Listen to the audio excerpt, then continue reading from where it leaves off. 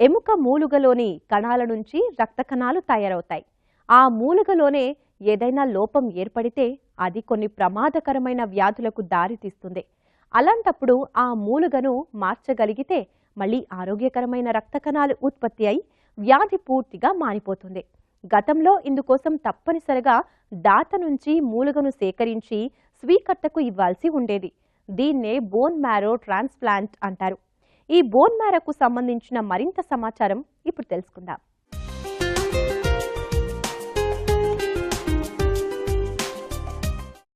Bone marrow transplant అంటే మూలుగ మార్పిడి అని అర్థం. మన ఎముకల మధ్యలో నల్లగా ఉండే పదార్థాన్ని మూలుగ అంటారు. ఇది రక్తనాళాలన్నింటినీ తయారు చేసే ఫ్యాక్టరీ. ఈ రక్త కణాల ఉత్పత్తి ఏ మూల కణాల నుంచి జరుగుతుందో దాన్ని హిమటోపాయిటిక్ స్టెమ్ సెల్స్ అంటారు.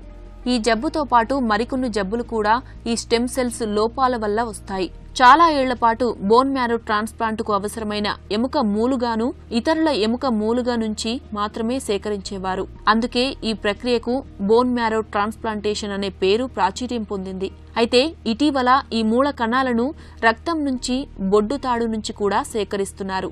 ఈ బోన్ మ్యారో ట్రాన్స్ప్లాంట్ వల్ల ఎన్నో ఉపయోగాలున్నాయి.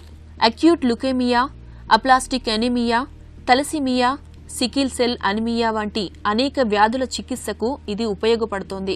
వైద్యున్ని సంప్రదించిన తర్వాత పరీక్షలు చేస్తే బ్లడ్ క్యాన్సర్ లక్షణాలు బయటపడితే దాన్ని టీ-సెల్ అక్యూట్ మైలాయిడ్ ల్యూకేమియా అంటారు. ఇది చాలా భయంకరమైన జబ్బు. అయితే ఈ జబ్బును పూర్తిగా నయం చేసే ట్రీట్మెంట్ అందుబాటులో ఉంది. ముందుగా దీనికి కీమోథెరపీ చేస్తారు. ఆ తర్వాత బోన్ మ్యారో ట్రాన్స్ప్లాంట్ చేస్తారు.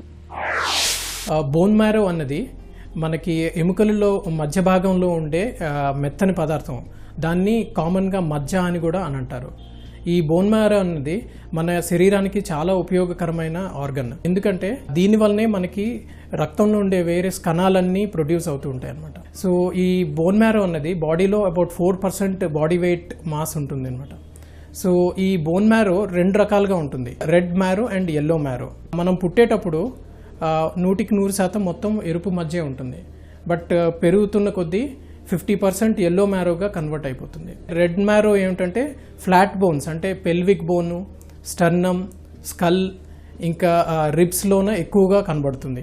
ఈ ఎల్లో మ్యారో అనేది అది బోన్ మధ్య భాగంలో అంటే మెడులరీ క్యావిటీలోన ఎక్కువగా ఉంటుంది.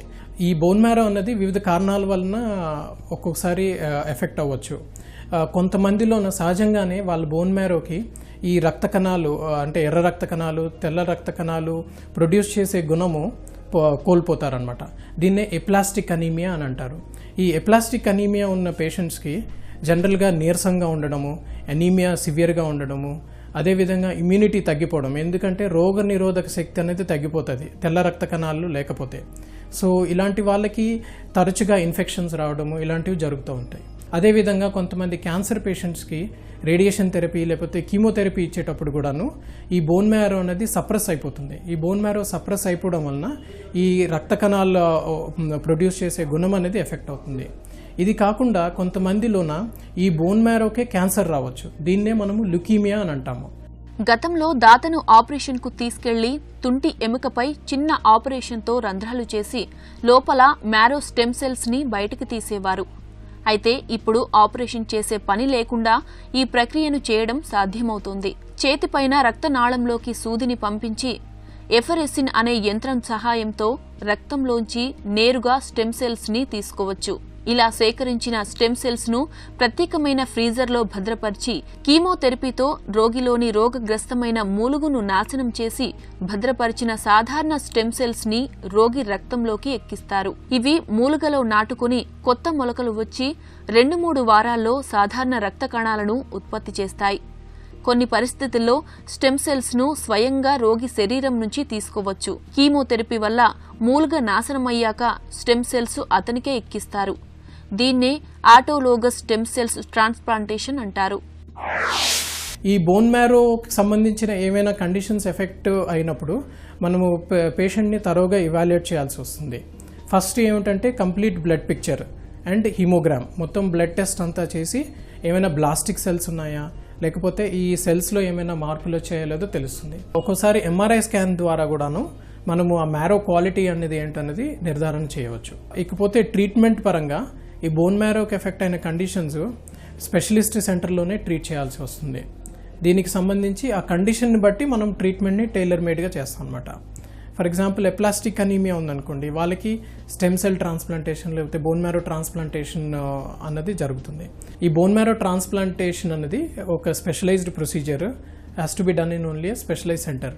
అక్కడ ఏమిటంటే పేషెంట్ దగ్గర నుంచే స్టెమ్ సెల్స్ కొన్ని హార్వెస్ట్ చేసి ఐలియా క్రెస్ట్ నుండి, లేకపోతే వేరే డోనర్ నుంచి హార్వెస్ట్ చేసిన తర్వాత మ్యాచ్ చేస్తారనమాట. ఆ సెల్స్ మ్యాచ్ చేసి ఆ స్టెమ్ సెల్స్ని ప్రాసెస్ చేసి మళ్ళీ పేషెంట్లోకి ఇంజెక్ట్ చేయడం అనేది జరుగుతుంది. కొంతమందిలోన ఇంజెక్ట్ చేసిన తర్వాత రిజెక్షన్ ప్రాబ్లం ఒకటి ఉండొచ్చు. దీన్ని కేర్ఫుల్గా మనం ఐడెంటిఫై చేయాల్సి వస్తుంది. ఇతరులు స్టెమ్ సెల్స్ ఇవ్వాలంటే అవి రోగి కణాలతో మ్యాచ్ అవ్వాలి. ఇలా అవ్వడాన్ని HLA టైపింగ్ అనే రక్త పరీక్ష ద్వారా పరీక్షిస్తారు.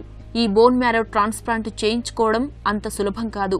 దీని నుంచి ఎన్నో సైడ్ ఎఫెక్ట్స్ వచ్చే ప్రమాదమూ ఉంది.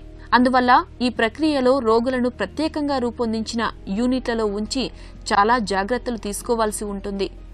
ఏ రోగిలోనైనా లుకేమియా లాంటి బ్లడ్ క్యాన్సర్లకు చికిత్స చేయాలంటే బోన్ మ్యారోలో ఉండే రక్తమూల కణాలను రేడియేషన్ లేదా కీమోథెరపీ ద్వారా నాశనం చేస్తారు.